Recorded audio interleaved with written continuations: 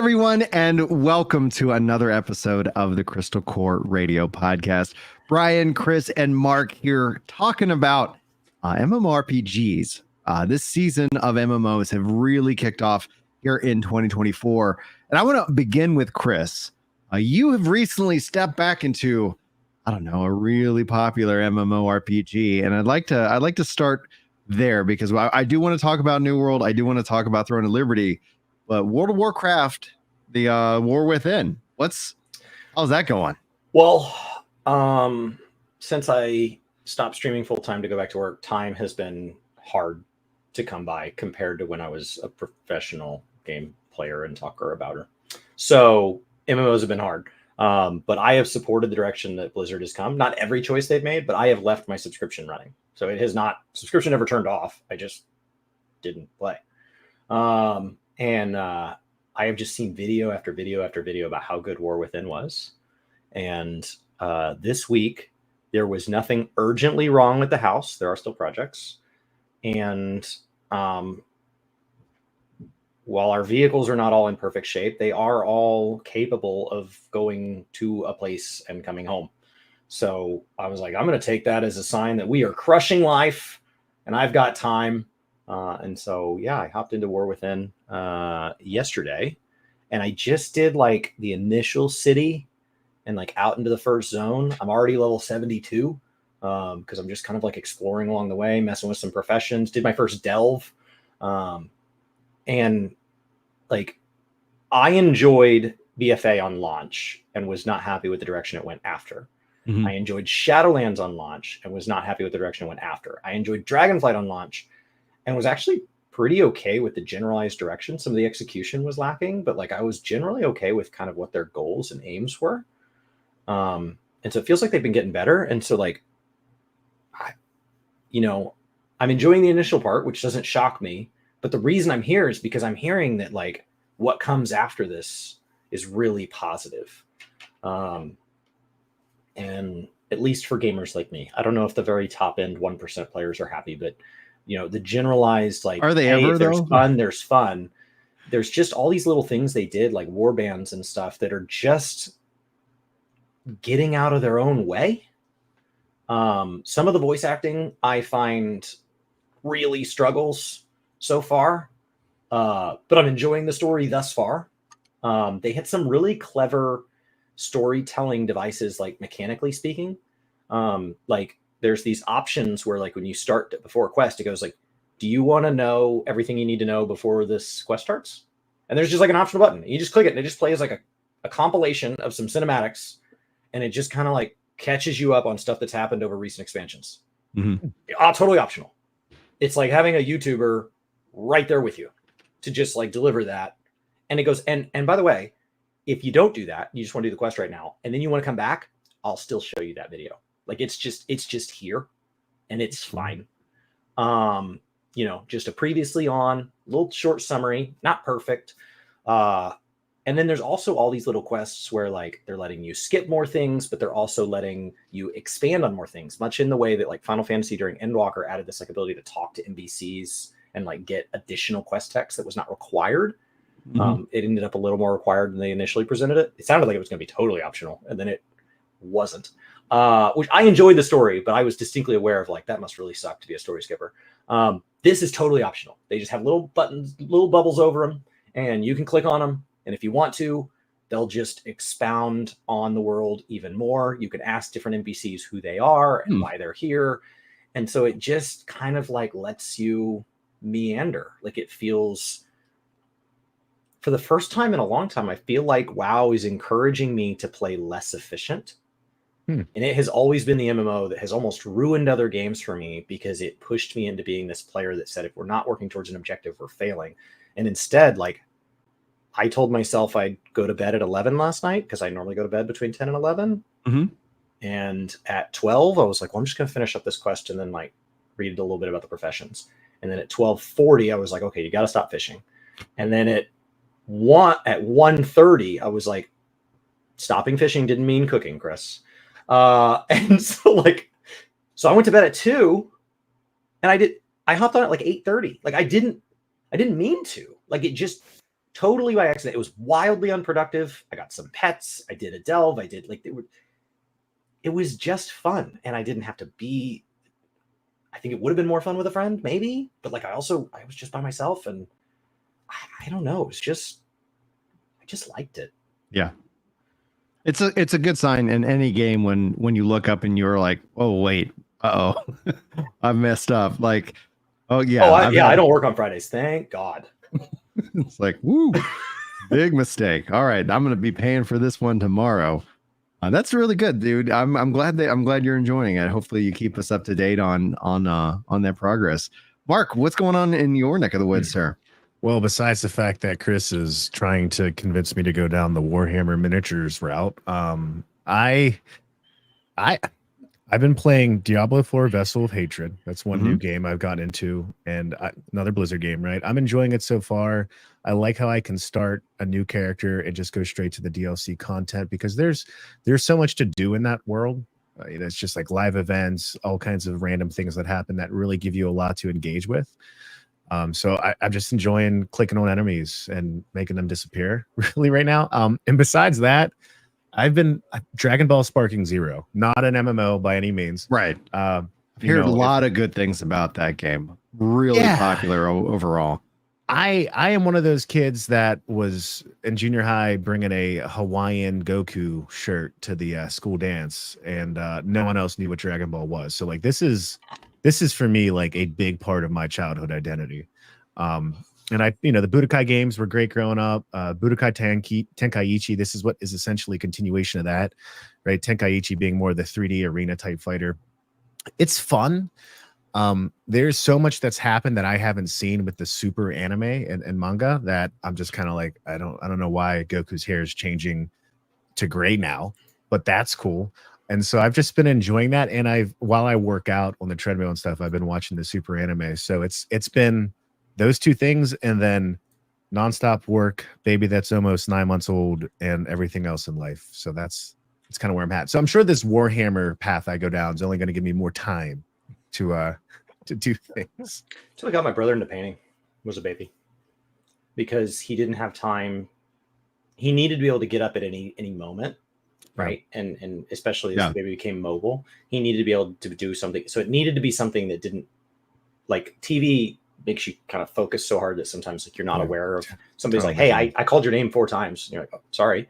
And like video games, like you can't just pause some games. Right. And so especially MMOs. Like, so he got way more into his like turn-based games on his Switch, and he got way more into, because then he's mobile and can pause, and more into painting once they had my nephew, because I think it just made it easier. He was one of the ones that swore he'd never paint, and he is a hell of a painter now. So I don't know if my nephew realizes that's the cause in the world, but there's some really beautiful orcs as the result of a child. There you go. The child brings beauty in the world more ways than you could imagine.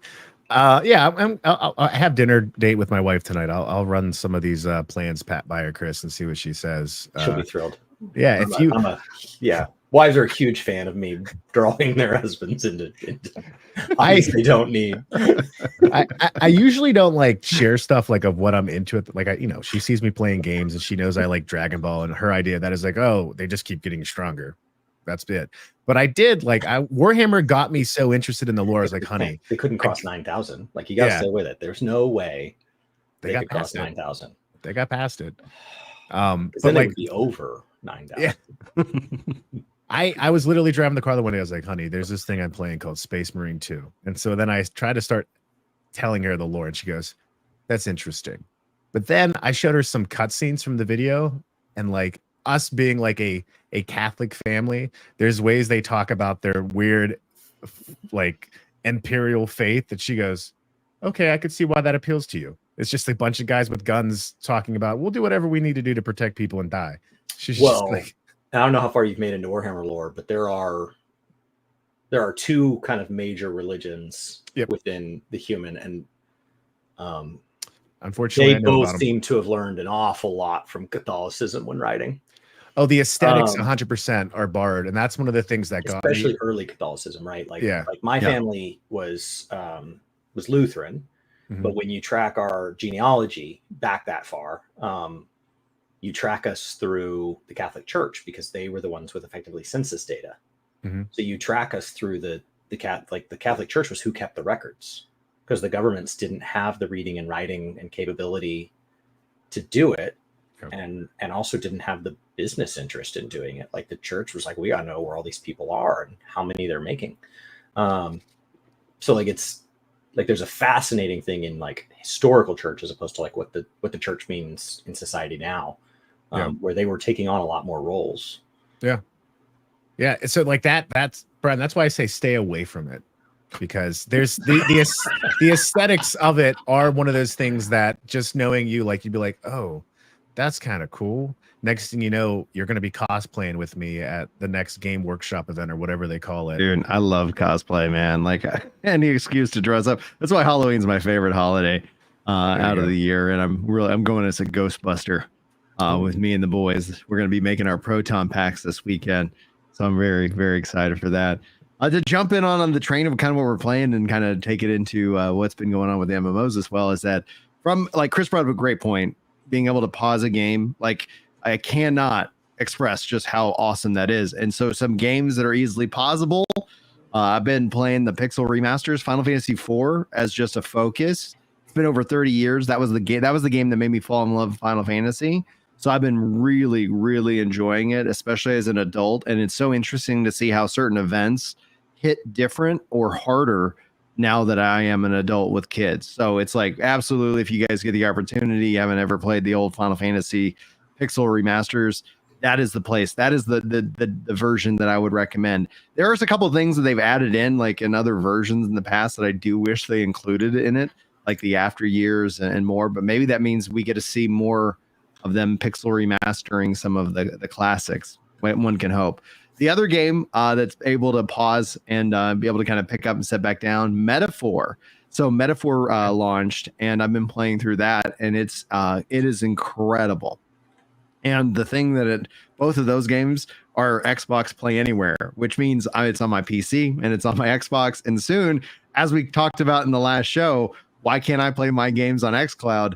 Literally like an hour after the show wrapped, Xbox was like, oh, you can play your games on xCloud starting in November. So I was like, all right, what else should I complain about? Like, guys, tell me what you need in gaming. I will complain about it on a podcast, and therefore we will kick it into high gear.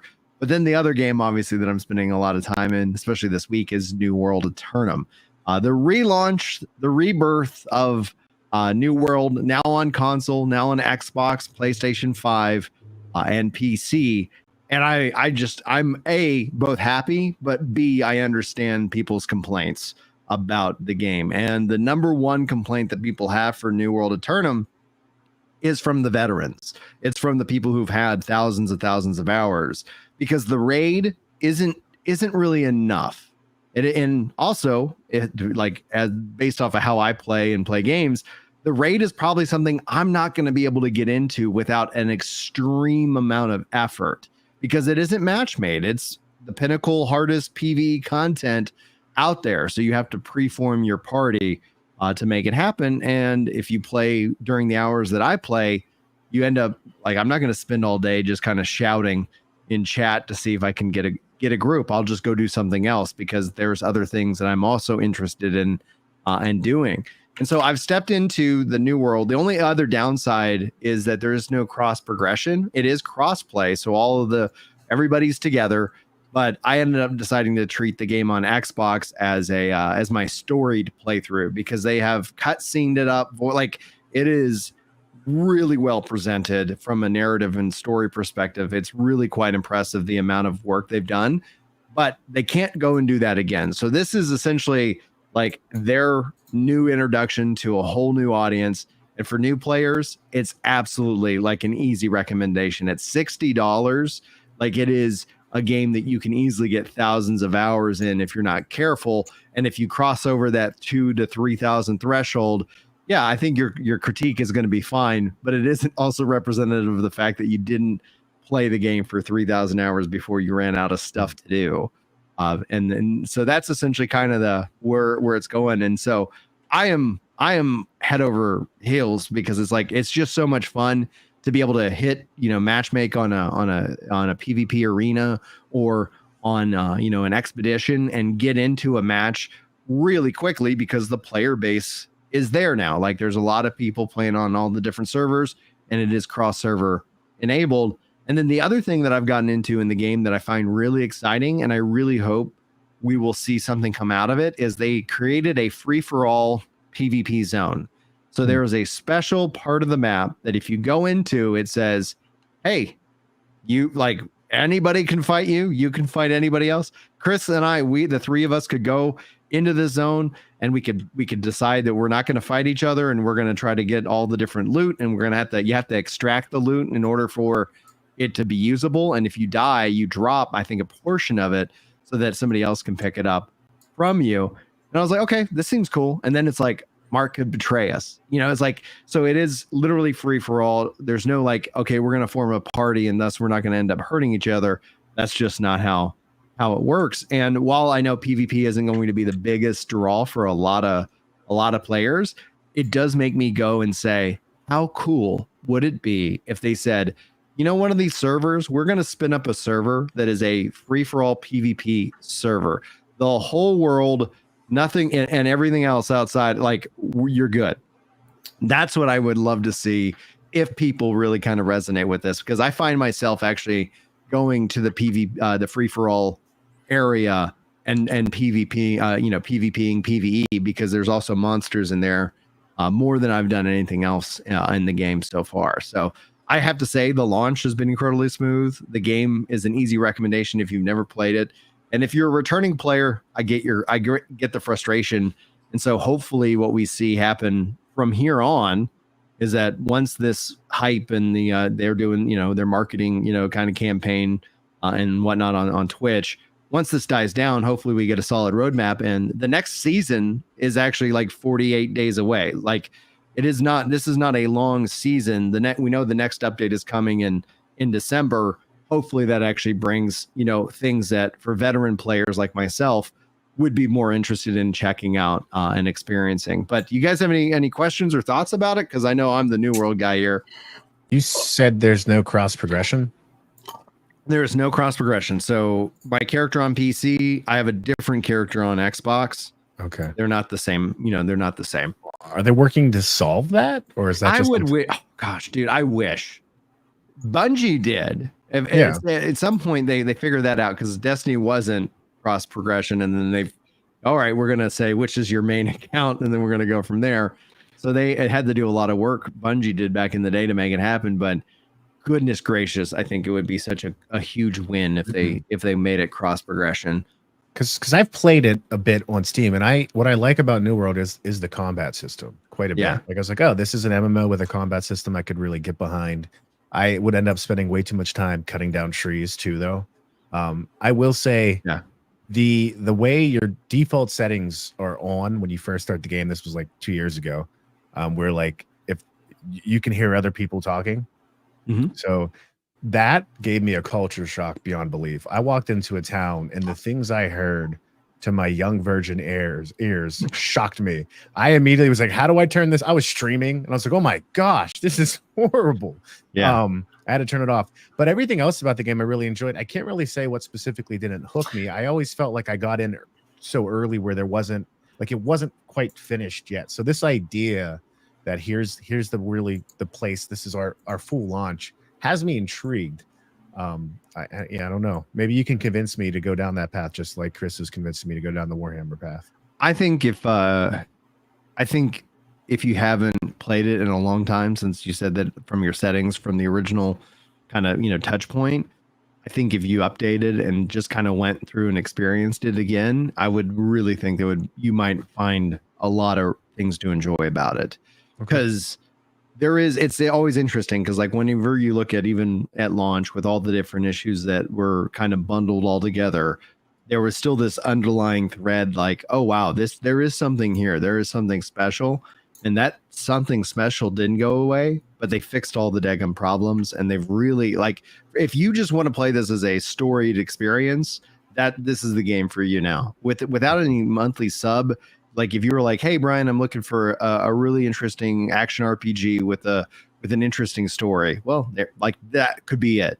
Whether you decide you want to keep playing it after the fact, I don't think it really matters. And honestly, I always wonder, because there is no sub, if they're going to just basically go down this Destiny kind of model where it's like or ESO, like every year there's kind of a storied expansion, getting people to come in, check back out the game for the next chapter, and then playing for a little bit and then kind of stepping away, because it does cost money every time your players are on the server, right? So if you're not actively playing the game and there's no subscription that's kind of covering that activity, financially it seems like, well, maybe they just are like, we'd rather you not. If you're it's like, they're like gyms. How do we get people to pay us and not use it? Yeah. Interesting. Yeah. I again, there's a handful of things on my radar. Chris mentioning WoW's a game I always want to get back into. MMOs are games the idea of them I love. There's been times where they've taken over my life, so there was always this caution about them. But I will say, as much as I've enjoyed my time with Final Fantasy 14, there was something, I don't know what it is. I don't know if it's just even down to the combat and gameplay. I always enjoyed a bit more about WoW too. Yeah. And I think what people love about 14, the story, the exposition, is almost like I appreciate that and enjoy it. But like WoW, I feel like you just go up to a guy that has an exclamation mark, get a quest, go hit some things, and then like that's almost the motor that attracts me. And New World, I know New World's has story, but I also felt like in New World I could just pick up a bunch of quests real quick and go do some things while I'm out in the world and go turn them in and go sell some things. Like, so New One, I was always really impressed with it. They had that issue at launch, right, where they were like bricking high-end graphics cards, right? That actually was with the graphics cards, though. It's that it would have been any game that required that level of fidelity would have bricked those cards because it was a manufacturer's defect, and the manufacturer issued, a refund and replacement because they're like, our bad. But yeah, that was definitely a story because people are obviously like, New World has like very beautiful graphics, and whenever you would hit and it was the higher end ones too. It was the 3090s that was essentially like getting bricked because they could process so much more. And then whatever the defect was, it wasn't self-regulating that heat. And so it just kind of burned them out, which was like, man, that sucks. Especially if you're like, all right, but at least they took care. But those are like, there's all these stories, right? There's always like, that became a part of the zeitgeist. That's what people thought of, because it's like, oh, wait, I don't want to play New World because it might hurt my machine. And it's like, I get that, right? Like, and the nice thing now is that the whole game has been incredibly re-optimized. I've been playing on the DirectX 12 build of the game, which is just like the game looks even better. Like it already was a beautiful game, and then this just adds this extra level of polish to it that is really nice, and the performance has been phenomenal, especially when you have hundreds of people around you. So it's always exciting when there's hundreds of people around you anyway in an MMO. I think that's the unique advantage. But you guys brought up something interesting, because I think it's a part of this conversation. Dave in chat says WoW needs to come to console. Final Fantasy 14's on console. New World's on console. Throne of Liberty's on console. Insert whatever MMO out there. Like, it's becoming that the MMOs that aren't on console are the exception rather than the rule. Do you guys have any thoughts, especially about what Dave is talking about? Because we all, I think, agree that it would be very difficult for it to come to console. But do you think that is a part of the plan? So WoW made the controller support native with console commands. It was not easily accessible, but it was built into the back end with Battle for Azeroth, and that allowed them to make it more front and center since then. And they have worked really hard on making things very easy. They've always been good at relatively kind of cross progression. This idea that you can kind of benefit characters like just within bind on equip and stuff, but that over recent generations has only gotten better. There's this new feature called warbands that feels like it is just designed to let you play the game the way you want on one character and then play the game the way you want on another character without getting in your own way, which is something that would allow PC players to dabble on console, because some of that you're kind of required to be kind of a pioneer. It's hard to bring on like a whole new console gen that are late to the game.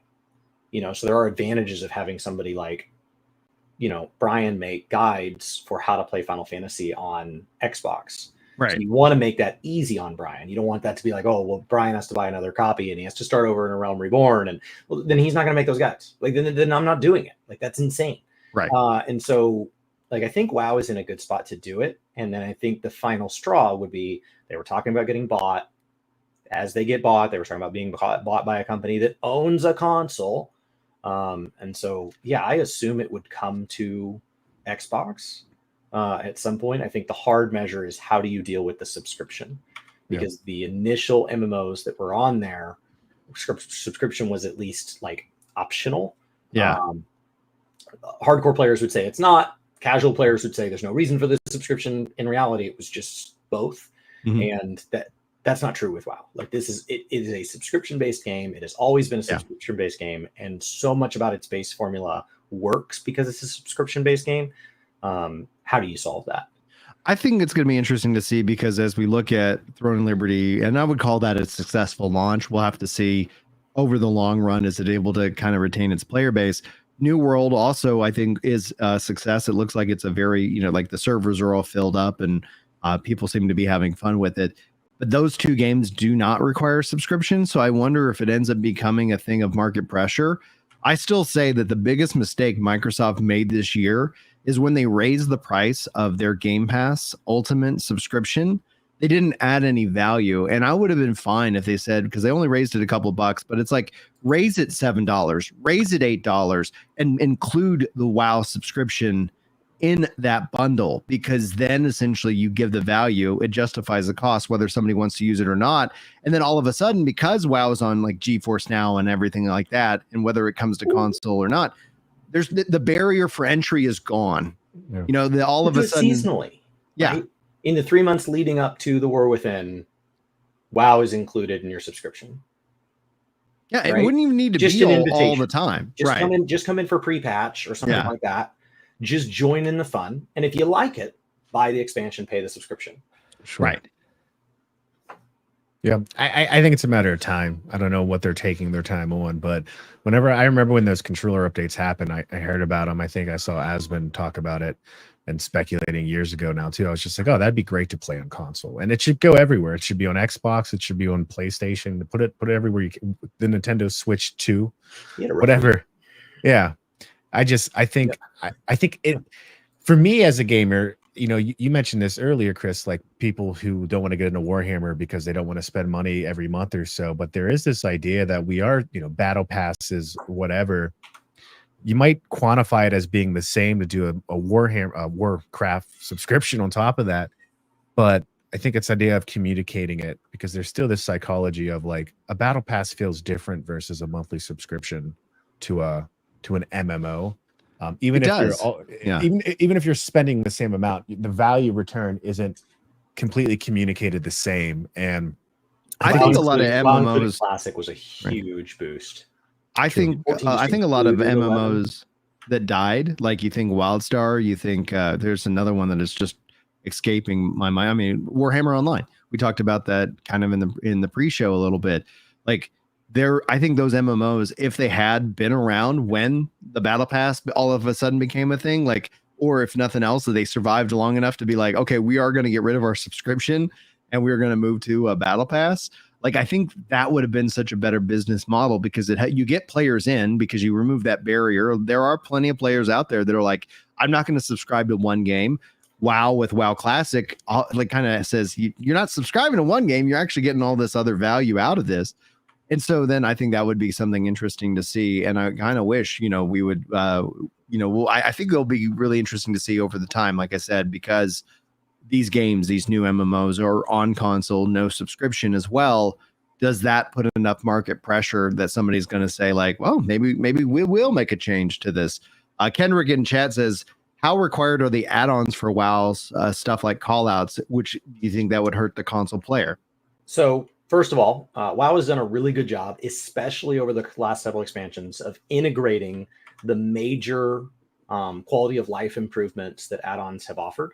So whereas a veteran player who is playing some bespoke, weird version of WoW that no one else is playing, everybody's got their unique configuration, would have a trouble coming back to the game without being able to get to what they're familiar with.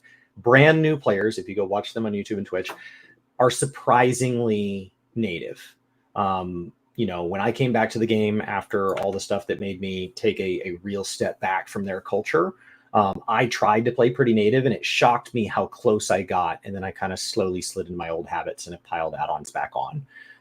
But to players that have never lived with those things, the native tools have gotten way better.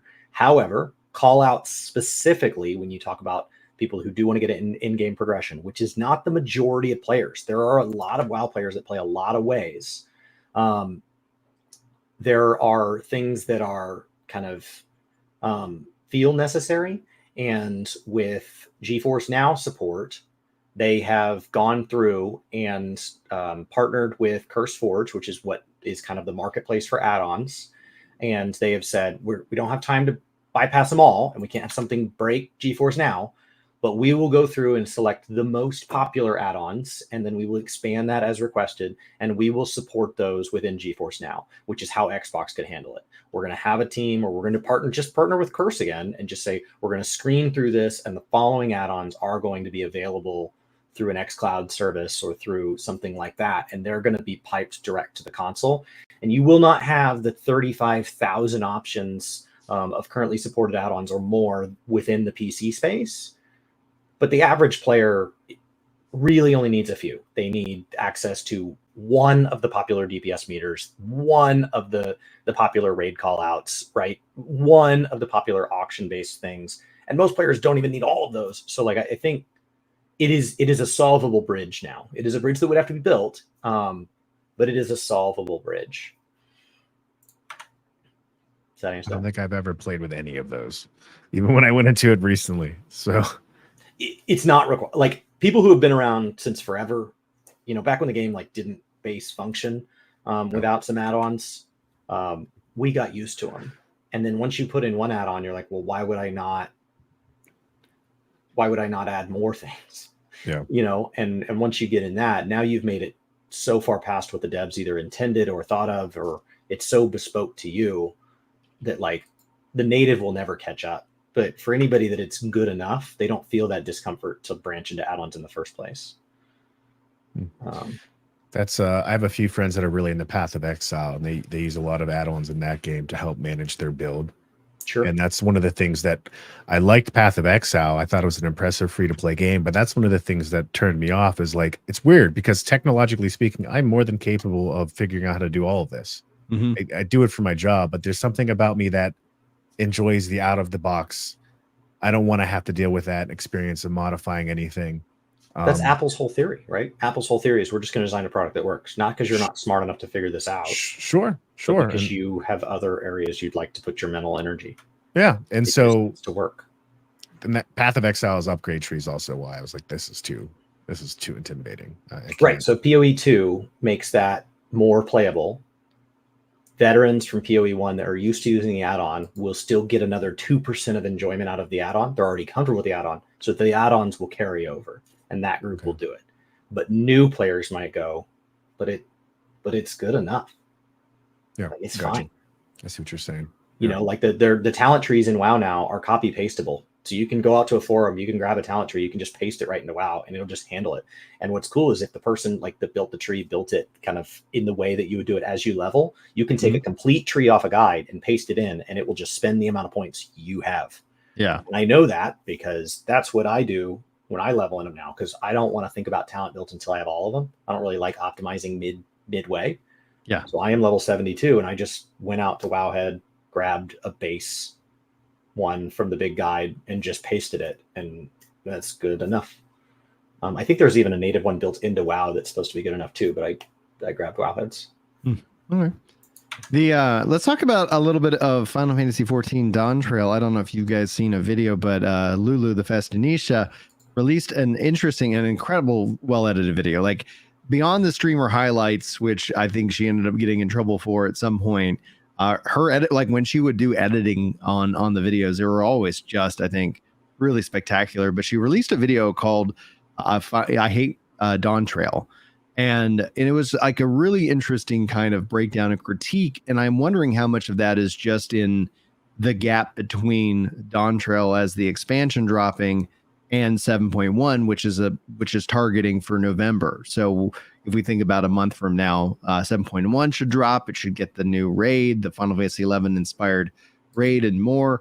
And the critique on the game has been mixed, not in a surprising way, where people seem to say they love the content, but the story is somewhat lacking. In fact, there almost was kind of echoed on our WoW conversation by Yamrin a little bit earlier in the show. And I was like, just wanted to get y'all's perspective.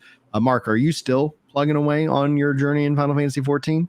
No, I hit a wall and then I got distracted, and yeah, that's the thing with MMOs for me. It's like I'll play for a bit and then I'll like take a month off and I'm like, I should cancel that subscription. And then the barrier for me to get back in doesn't happen until like whatever project I'm on at the time ends. Yeah. And so that's a game I want to get back to and play. I played that actually a good bit between PC and PlayStation as well, and I enjoyed that experience. But it's been a long time, so I'm nowhere near Dawn Trail. Nowhere. I'm far away. Have you made it to Heavensward yet? I'm still in the main game, post main game content before the first DLC. Okay. Yeah. I gotcha. This is the weakness of the story being the primary driver. Mm-hmm. It's one of the largest things I've rallied against, even in the years from when I went from being a story skipper to somebody that enjoyed the story, is that when you talk about a game that's supposed to take thousands of hours and it's supposed to be something that you play day in and day out, but you clear the story, especially patch story, probably in 1 or 2 play sessions, is what are you doing for all the other days of that patch cycle? And so the story is not the majority of your hours, but it is the majority of the community's focus, for at least a vocal portion of the community. And so if that story doesn't land, it feels like a huge piece of the game's gone. Even if it turns out that like the raids and the alliance raids and everything, this expansion looking back turn out to be perfect. Ultimates could turn out to be perfect. Everything could be the best it's ever been.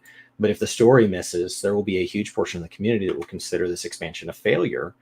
And that's a real struggle, because you have people that may love the story that work on Final Fantasy 14, but work in other departments. They design your class design, they design dungeons and raids and crafting and gathering, and they work very, very hard. And so one of the issues I've had in the past is, imagine meeting that person at a party. You find out they work on Final Fantasy 14, and you're so excited to talk about the story, you don't even ask them what their job is. And you say, God, that game just would suck without the story. The story is what makes that game, and everything else doesn't even matter. The story is so good. You've just completely insulted that person's portion of the work. And now imagine, my issue with Dawn Trail is I don't like the story, and it's just ruined the whole experience for me. Like, there are other people on that team that do other things that could be thriving in what they're doing right now. And if the story is not received well, then why even subscribe? And that's a weird thing to a monthly game, because the story is not consumed monthly. The story is consumed in these brief sprints throughout a 2-year cycle. So I've always kind of struggled with Final Fantasy XIV's relationship to, if the story is good, the game is good. And when the story is good, people are like, but that's a good thing. It's like, but it won't always be. There will be times the story doesn't ring out to you. Stormblood got a lot of crap for its life. And when you look back objectively at the amount of content that released, how on time the patches were, how stable the game was after the initial launch, and all these other things about Stormblood, it was an objectively good expansion by like metrics, but emotionally the community has a weird relationship with it.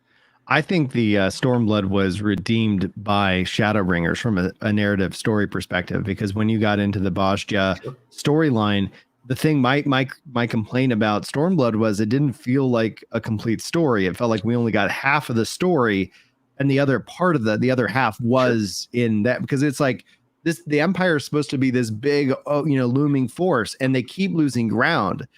Where's the war? Where's the conflict? Where's this? And it was all in Debosia. And I was like, okay, that's exactly what I was wanting. And that's what I ended up getting. And then but we didn't get that until Shadowbringers. And I did end up personally appreciating that, because it did make that feel. But we're talking about a pretty long gap, because the post-progression story, like I was just like, okay, this is like these characters were exploring, these philosophical questions of somebody, like doesn't have memory or like those are interesting, but it was still like this. It just felt like it was more on the side because we didn't get the Asians, real influence. And it wasn't until we got pulled over to the source that we got Emmett Celt coming in such a strong way that was really, really something to be resonated with. And then Endwalker, like I respect the hell out of them for ending the story, even though I had a couple of complaints about how they chose to end it specifically. Because yes, here's Dawn Trail, but it makes me go from a narrative perspective. I wish they went with a Final Fantasy 14-2 for what is Dawn Trail, and then allowing a time skip to happen so you can end up having a lot more interesting stories to tell within that. And then it's a brand new starting point for everybody to kind of step into the world with, like not going to spoil the story for Mark, but it's like some big things have happened. How does that actually imagine that having a huge impact on us as the player? Maybe they want a gap. Yeah, maybe right? They didn't. Maybe before the time skip, they want a gap. So they want to have, maybe the story will wrap up in 0.55 and then we'll get our time skip. And this will just be a mini short story. That's very well possible because they've talked about like this might be the start of a new saga, or they might just do these more, short stories to kind of like that persist in the world. So we're gonna have to wait and see. The WoW has aged into a different onboarding process. Yeah, slowly. For a long time, it was like BFAs are on board. They're aging into this better way, and so it felt really frustrating when they said this is the new player experience. But they kind of communicated as like, we solved it. And then any flaws you had with it, you're like, great. So we only got to go back to the kitchen one time to remake the meal and you only remade half of it. Yeah. But it turns out like each expansion, the new player experience since the initial kind of redo of the new player experience has continued to be iterated on. And so since then, it just gets better and better and better. That is not to say it's flawless. Having watched things like the Day 9 video and stuff, there's flaws that as a veteran player, I couldn't have seen. Because you can't unknow what you know, and but like they keep swinging at it, and so like 14 may keep swinging at it, and they have proven to be an iterative team. One of the issues with people who never take a break from the game is that it's kind of like a weight loss journey. If you're measuring every day, you never see the progress because the progress for water to boil. Like every patch is the exact same if you're always living in it. If you take a break, though, you come back and you're like, my goodness. Dark and Bing in chat says, and this is a critique that I've also seen other people express. The problem with Final Fantasy 14's story is they forgot almost all the lessons they learned in ARR, like using North American voice actors, which was always like when we talk about Stormblood, there was a cutover in voice actors as well that was kind of jarring. Like you wrapped up Heaven's Word and then you pick up immediately in Stormblood and you're like, whoa, wait, you sound really different. Like what happened? But I've seen that critique echoed online where it's like people feel like this is another ARR and it seems to be repeating some of the mistakes that ARR made. We can only hope because they know how to fix those mistakes. So if that's what's wrong with it, we have good news. Take a couple expansions off, you're in for a real treat. Yeah, I think that's the real solution. If we're back on the same journey, we know how this journey ends, and it ends well. I would be more concerned with, wow, they're making mistakes that they've never made before that are just so awful. So if their biggest mistakes are voice actors and the story not hitting hard enough and not making you just ugly cry in your own home, then like those are fixable. I can't be emotionally attached every 2 years constantly. What made Shadowbringers emotional and what made Endwalker just ruin whole weeks of my life was the buildup of several years. I don't want to play a game that's that high stakes all the time. Yeah, it would be my chest is a little tight just thinking about the playthrough Endwalker. Yeah, like it was so much. I feel like I'm missing out on an emotional journey whenever you guys talk about this stuff. And we got to keep you plugging away, just like chipping away at it. But that again goes back to the conversation about like the subscription fee. That is a wall. That is a wall that a lot of players aren't willing to cross over. And there are more products on the market that are, do not have that as that barrier. will we see on console specifically that being a part of that, being able to reach the scale that these MMOs need in order to sustain themselves? We will be sure to cover it and talk about it as it unfolds. I feel like we're kind of living through kind of an interesting time in history for the genre itself, because there are so many choices out there. And from a business model perspective, there's also a lot of choices out there, which I feel like leads to an economy of ideas. Like, what is the best business practice that sustains development, the developers, and keeps players happy? Time will tell. Time will tell. You guys got enough time? Are you ready to do a game of 20 questions before we wrap up? Oh yeah, I am ready. I just had this quick thought about your comment on game, economy of ideas, and going back to our discussion about builds and how, Chris, you go to wowhead.com, copy and paste a build into WoW, and it, creates the character you want. One thing I loved about, I don't know if anyone's tried Deadlock yet, the Steam-based new Valve game that's kind of a mix between a MOBA and a shooter, is they actually, as you play each match, you upgrade your character based on the character or path you want to go.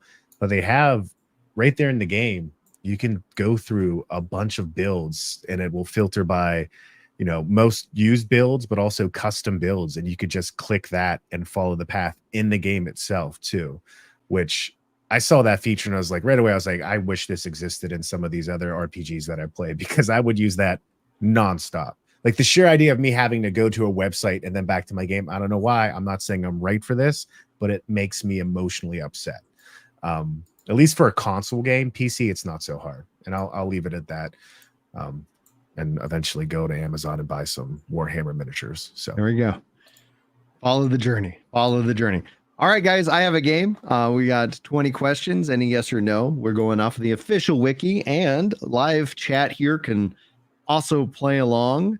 I'm going to give out another hint that I gave out last week, and nobody took the bait, but it was always a good question at some point might be asking is like, has this game been named in chat? Or is there, you can utilize chat. I won't be using them because I don't want to skew the results, but you guys have the floor. Mark, let's start with you. You've been you've been off for a few shows, so ask away.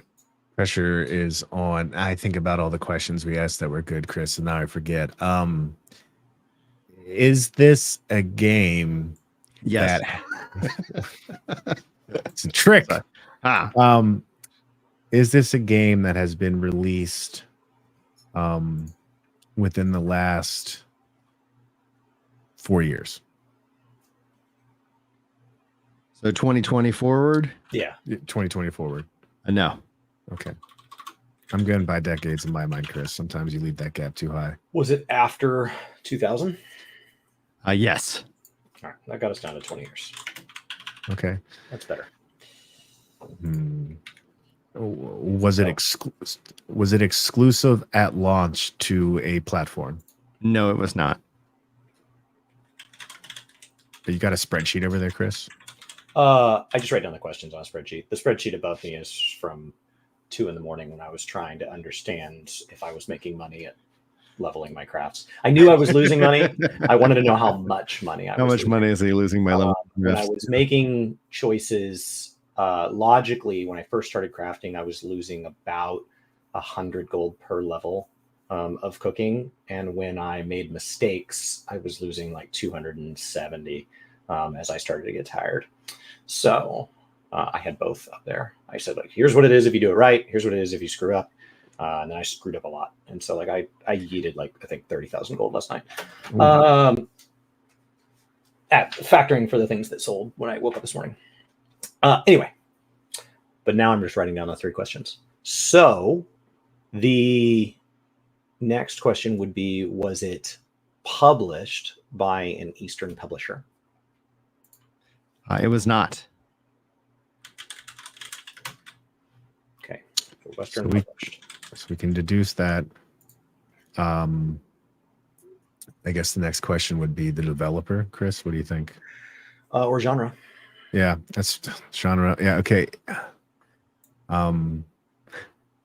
Is it have RPG in the genre at all? It does. That's 5. Based on the Wikipedia, right? That's not a question. That's how Right. you defined it in the past. That way, it's Yeah. not an opinion. We just use it as the neutral thing.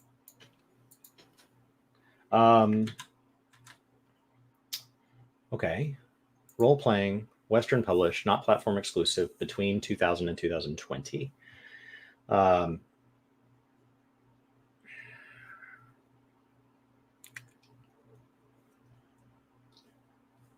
That's intriguing.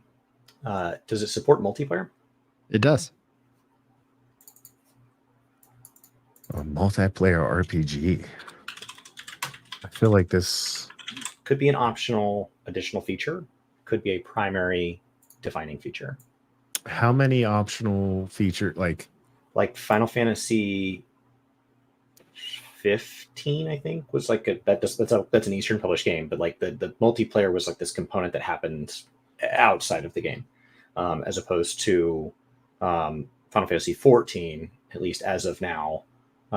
You still need to join parties for things like alliance raids and things like that. So like whether or not you like it, it's an online game. I had no idea 15 had a multiplayer component. It's really fun. It feels like it was designed by Nintendo to make sure that you have no idea how to get into matches.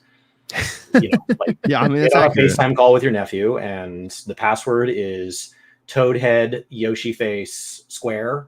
Like it just felt. Yeah, it Over- made sense. It made sense when I played the Monster Hunter World, because Monster Hunter World has a similar like difficulty in trying to team up with your friends, and it was so hard. And then the loading times were awful. I was like, can I just go out to the field and you load the field and then I just do mission after mission after mission, because it always took you back into the city, and so there was just a lot of downtime. And I was like, I really wish they'd make an optimized version of this. This is actually I liked it.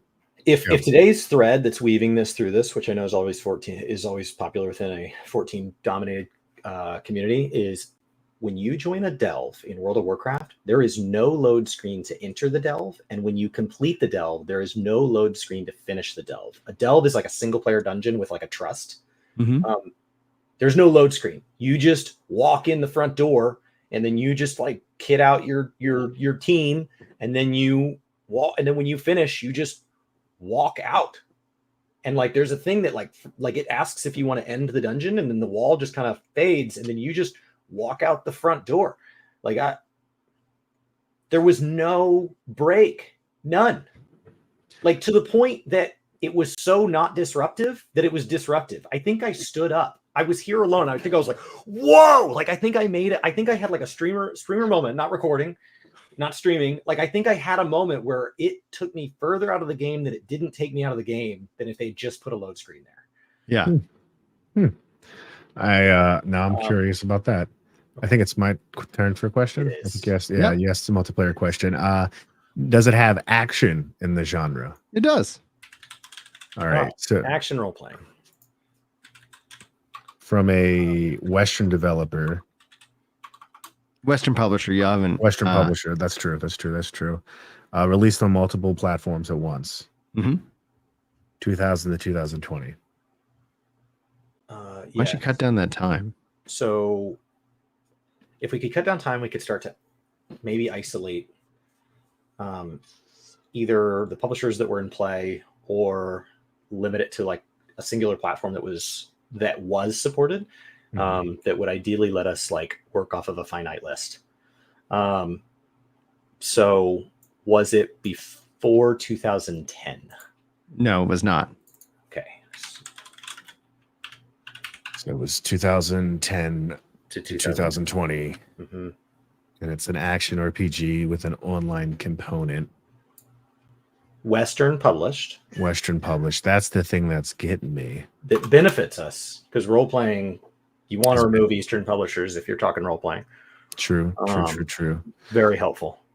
Yeah, I mean, my mind, Chris, goes to publishers like especially because EA. Eastern publishers that support Western developers. So like getting the Eastern publishers out of the room pulls a ton of developers off the table. Yeah. So I'm trying to think of Western publishers right now that would make RPGs. Because that's to your point. Like the only one that comes to my mind is EA and Mass Effect or Dragon's Age. which Dragon's Age is coming out, and Brian's been tweeting a lot about it. I can't speak to. Okay, so Mass Effect and EA, you want to just ask if it was developed by BioWare or EA, and just like that way that way if it's no, it removes 2, and if it's yes, was it developed by BioWare or EA? Yes. I think chat just answered it, Chris. That's very helpful.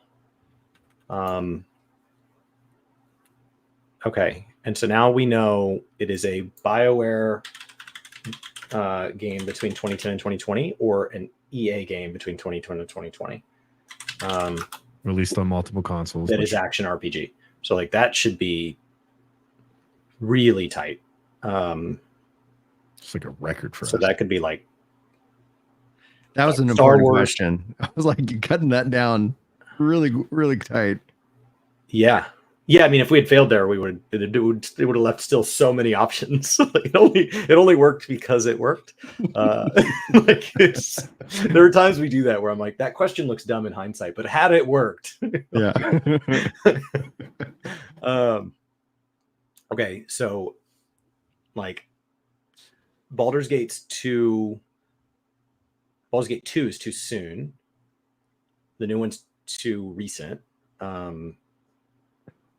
Mass Effect was before 2010. In a way, it's being Mario Lost in Space or whatever. So Mass Effect 2 was in 2010. So like it could be a or like Mass Effect 3, like it could be a sequel. People like those games for the multiplayer. I think it's between Mass Effect or Dragon Age. Well, and then why did we leave EA in the room? That's a fair point. I don't know. I just kind of asked the question that way. Hold on. Okay, I'm sorting theirs by release date. So I've got the Wikipedia up for EA games. So Star Wars Jedi Fallen Order, did that have multiplayer and non-multiplayer? I don't think so, but again, I didn't know Final Fantasy 15 had multiplayer. It says action adventure, doesn't say role playing in the thing. Unless he counted that. I would not have counted that from the wiki, just to let you know. Dragon Age Inquisition has action role playing in the genre with single and multiplayer. Again, just pontificating on how Brian's brain works, tweeting about Veilguard, maybe taking a look at its predecessor. I don't know. He's rubbing his beard. I know when I pick the game, I try to pick a game that's like come up conversationally in the last month, or I've played, or so like I try to pick something that is in the public zeitgeist, or at least in my own world. It's a small enough. BioWare's that really narrowed it down. Wait, stand by. So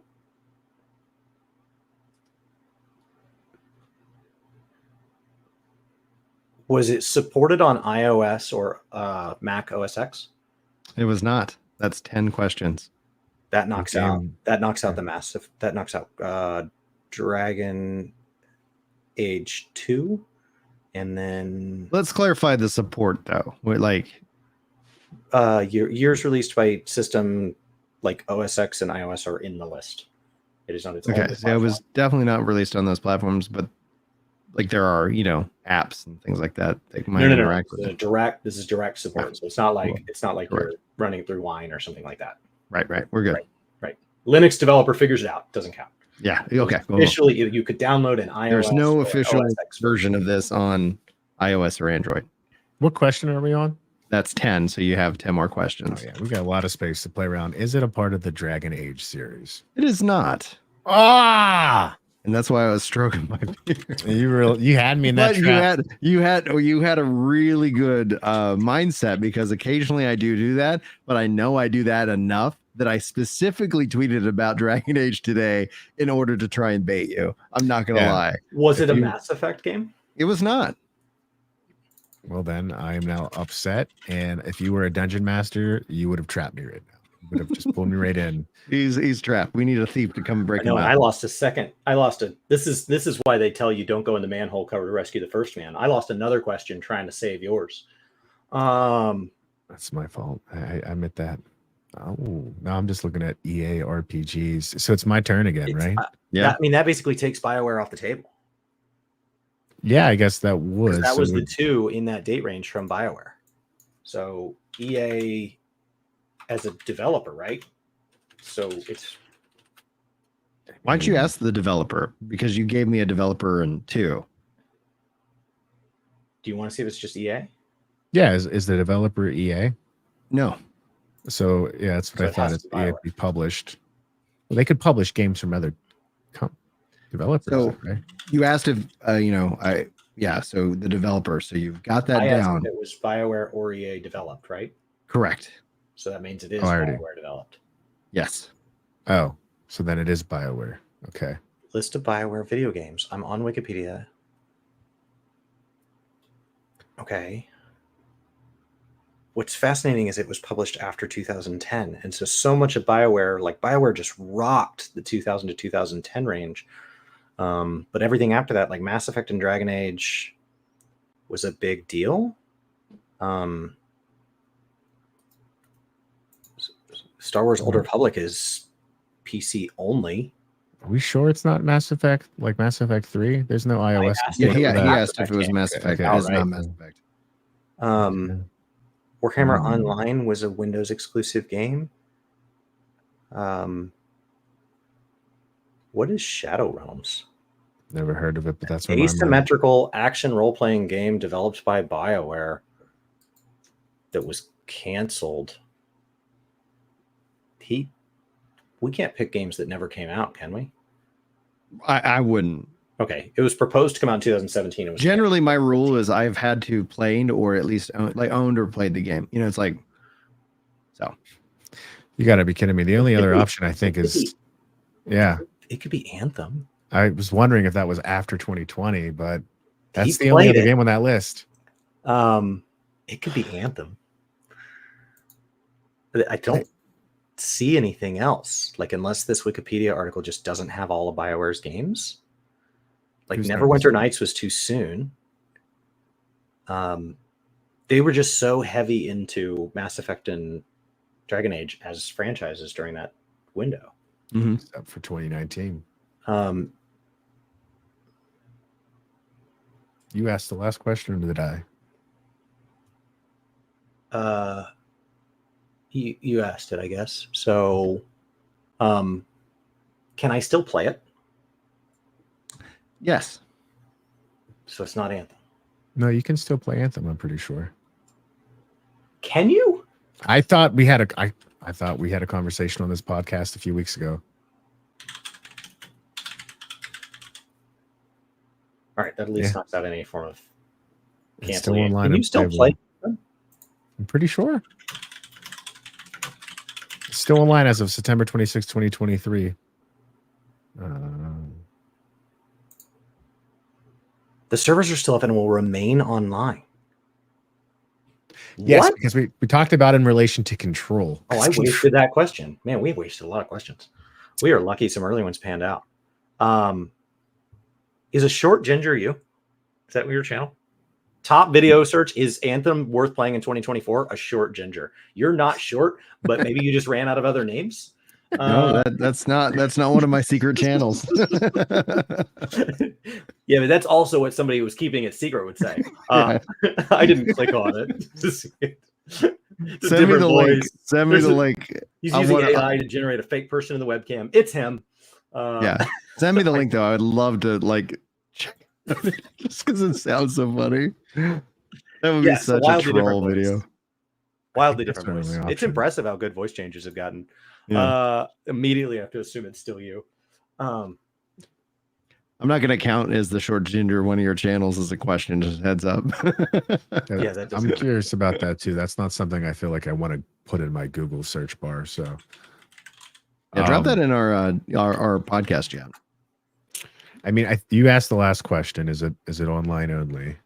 Or is it No, still he said, playable? is it still playable? Yeah. The answer is yes. I know for a fact it is because we talked about Control a couple weeks back and all that stuff. It's got to be Anthem. I literally don't see what else it could be. Unless the Wikipedia is missing it. But if that's the case, the Wikipedia for the game itself wouldn't have the developer on it, right? It would link. Maybe. Well, wait. How many questions do we have? You guys are at 14 questions, so you got 6 left. Star Wars Old Republic was too early. Doesn't have the genres. Okay.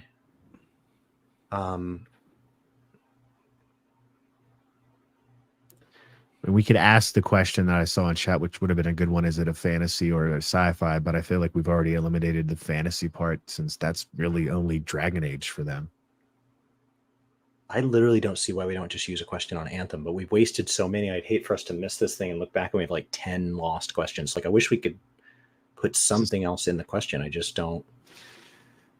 I mean, it was released on all consoles. Still, I thought I had it with it's not still running. Like I thought, that'll take anything that was online before that's been removed over the last decade. But surprise, surprise, Anthem's going to be the comeback game of 2024. I would. You know what? I would be over the moon if like a portion of the No Man's Sky team said, "Okay, we've released our ground game. I think I want to go work on Anthem." I think it could come back. I think they just need somebody that knows how to steer a redemption. Because the bones were good. If that bit, the bones are the money. I've wasted enough on Anthem. Don't waste another question.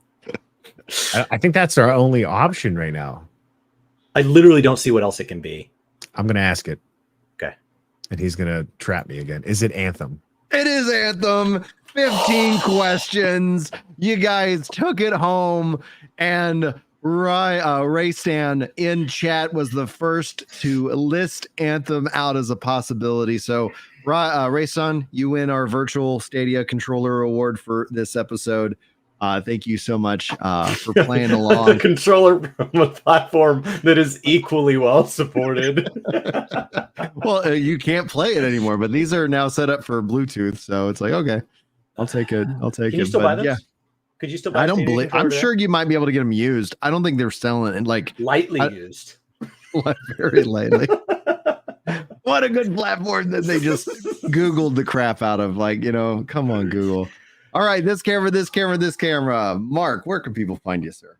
You can find me on Twitch or YouTube at Late to the Game, and I have been streaming of lately, and that is it. Come on by if you're looking for a loud Italian that tends to get upset at his internet connection every once in a while. So that's where we've been lately. And Chris, where can people find you? Right here.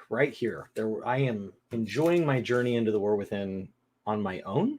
Which is kind of bizarre, and I'm not recording it like even for posterity. Like I'm just enjoying it. That way there's no mental thing that I'm like trying to like create or document moments.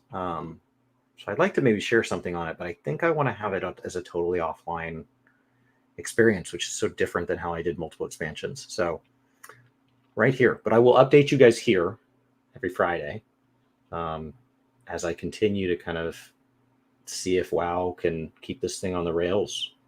I don't even need him to make it the whole 2 years. Can we just stay on the rails a little bit longer each time?